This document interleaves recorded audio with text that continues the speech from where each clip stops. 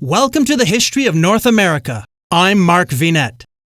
Who was British Regency-era blind adventurer, author, social observer, and world traveler James Holman? Let's continue to listen to my participation as part of a roundtable of podcast historians. Hollywood is calling and the top producers have a huge task. They want to know what movies history podcasters want to make. So we've heard Mark's pitch for George Washington. Next up, we're going to have Scott Rank give his pitch for a historical movie. Yeah, so my person is by far the biggest blank slate of the people who will be discussed tonight. Most of you, I'm sure, have never heard of this person, but he's one of my favorite historical figures. There's a book about him called The Sense of the World that is one of my favorite history books. It's definitely in my top 5. James Holman was a traveler. He did exploration throughout Europe, North America, Africa, Australia, South America, in the Regency era, approximately from the early 1800s to about the 1830s. And he traveled about 250,000 miles approximately, so the distance from the Earth to the moon. And he did it all completely blind. I don't want to completely retell his life story, but just to hit some of the beats so you can get a sense of what I'm thinking of movie-wise. He did have a sight. He was born with it. He was part of the Royal Navy and fought in the Revolutionary War, was up along the North Atlantic coast, so frigid waters. Developed some sort of bacterial infection. We don't know what it is. Lost his sight in his mid-20s. And at this time, most people would have been left destitute. You'd be left begging. But he wanted to look for all the ways that he could put his life back together. And one thing he determined to do was to train himself to operate in society and not become a beggar. But he would walk around with his military uniform, try to take all the respect that was owed a naval officer. And there was nothing like a blind person's walking stick back then. Instead, he had a gentleman's walking stick, the accoutrement. And what he would do is he would walk on stone streets and strike the ground hard that would produce a sharp, distinct sound. And he found out pretty early on that that would give him an echo. And he basically trained his brain to operate like a bat or a dolphin and use echolocation. And after 6 months, a year or two, it was remarkable what he could do. He could distinguish between a dog and a cart coming, if there was a carriage coming along the road. He could walk into a restaurant, there would be a friend of his waiting at the other side of it, and he would somehow know to navigate there. So once he's able to function, he joins a retired veterans order that gives him a modest stipend, and he asks to take leave of the warm hot springs of Europe to recover his health. And this is where he starts traveling. So he goes to France, he summits Mount Vesuvius when it's on the verge of a volcanic eruption. And when everyone else can't get around because it's covered in smoke and ash, he's able to get around just fine. He travels almost entirely overland in Russia in rickety carts. He goes to Equatorial Guinea on ship. And one of his tricks to show people that he was perfectly capable of handling himself was when he would get on a ship, as a former sailor, he knew every square inch of one. He would immediately climb up to the top of the crow's nest there and wave to everyone below, just to immediately cut down any thought that he wasn't capable of handling himself. He becomes a best-selling author, writing his travel logs. He's noted by people like Charles Darwin as having the best knowledge of the flora and fauna of the Indies. He has his own entry in the World Book Encyclopedia, I think up to the 1870s or 1880s. He goes on elephant hunts in Sri Lanka. Just absolutely remarkable person in every single way. So there is a lot that I could imagine covering his life. And if we were to commit it to film, my dream is Netflix or Hulu miniseries. We're a couple of years past the age where streaming services were throwing ridiculous amounts of money at any series that would pop up. So it may be a little harder to greenlight this, but I think this deserves something like that. I know Netflix did a Marco Polo series a few years ago. I heard it was terrible. They were trying to give it the Game of Thrones treatment and think, okay, people watch it if we just throw in gratuitous graphic nudity for no reason and to spice up the plot. So I'm not saying to make it like that. I'm saying that historical dramas like that of explorers have been done. So something along those lines, weave in cameos of historical figures there, British royalty, Russian czars, Charles Darwin, whoever else. I didn't really care one way or another with casting. Steve, having spent so much time with film, probably knows how the Hollywood process works. And you always have greasy producers who are trying to make things easier for not so smart audience members to understand.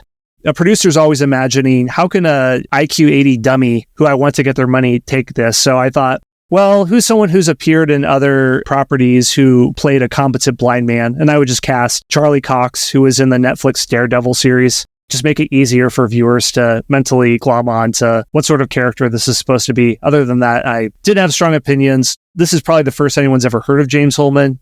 He had a large beard, but other than that, fairly standard British bloke. So that's who I would pitch. Tell me if my idea is good or terrible, or if you have some studio notes for me.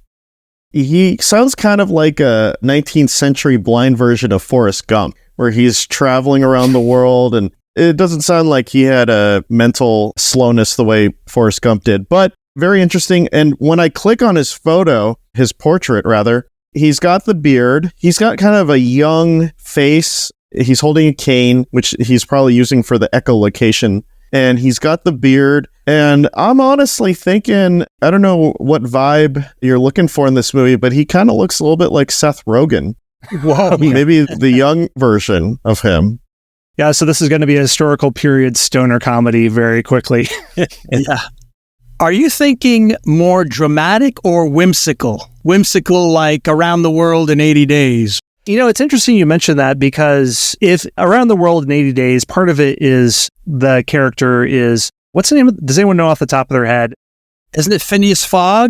Thank you. I figured the group of us would know the trivia is like that. So Phineas Fogg, he's a very whimsical, odd character. He's taking advantage of cutting-edge steamship, railway technology. But he's also in competition. People are trying to undercut him and sabotage him and all this. And there was a little bit of that with James Holman, where other travel writers of the time are sniping at him. Maybe they're jealous of their success. He's also a lot scrappier than them, because he figured out how to travel around the world on a budget. So when he goes across almost the entire Eurasian continent, he's doing it in rickety horse carts throughout Siberia, whereas other people are part of the aristocracy. They're going on first class travel in their fancy ships. So they look down on him from a class perspective. And there's a whole slander campaign against him where people say, well, he's a blind man, and yes, he's a best-selling author, but there's no way what he did could really be an accomplishment, because how could what he did be an accomplishment if it could be done by a blind man? So it's this tautology, total circular reasoning, but kind of sticks. And he does have some factual errors in his writings. But I mean, everybody did at that time. I mean, Marco Polo is talking about dog-headed creatures and, you know, different in Taiwan and whatnot. So everyone had factual errors back then. It was just hard to fact check stuff.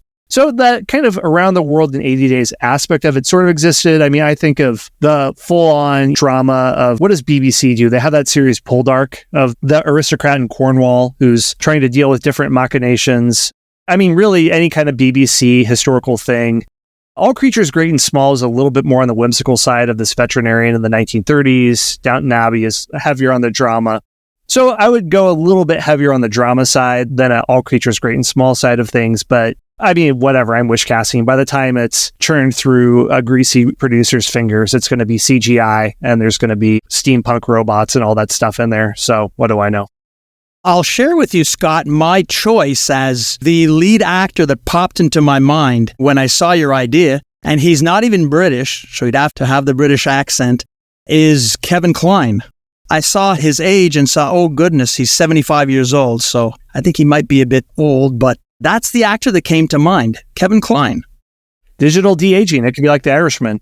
Well, you know, Robert De Niro, 80 years old, so... Yeah, some characters could just be straight up CGI now. Age doesn't have to stop anything from happening anymore. I would watch this movie. I mean, he seems like a fascinating guy. It's going to be a window into the world in the early 19th century, literally the whole world. And here's a guy, he has a compelling story. I mean, in a time when technology was limited compared to today, he was able to get around and almost have like a superhuman ability. So I'd watch this movie. I mean, I'd watch George Washington first, that movie, but then I would watch this movie too. Name recognition does sell letter. So that's my James Holman pitch. Plus, there's plenty of space in a movie like that to throw in a love interest or a jerky editor or something that he's always fighting against. And then you get the drama aspect, you have the love interest, all the other things that need to get shoehorned into something like this. And then you have your next blockbuster hit. And traveling the world like he does, you could get financing from many different countries, so that would help boost the budget. Sort of like how after Kazakhstan was trying to recover from the embarrassment of Borat, they financed this Genghis Khan movie in 2006, which it's a really good movie. They didn't recover from Borat, but we have that to thank for it. So if we can have them appear in different countries and the Sri Lankan Ministry of Tourism can kick in some investment funds, this thing will practically pay for itself. Join me next time to hear more of my fellow Roundtablers' big and bold movie proposals. I'm Mark Vinette, and I hope you're enjoying the ride.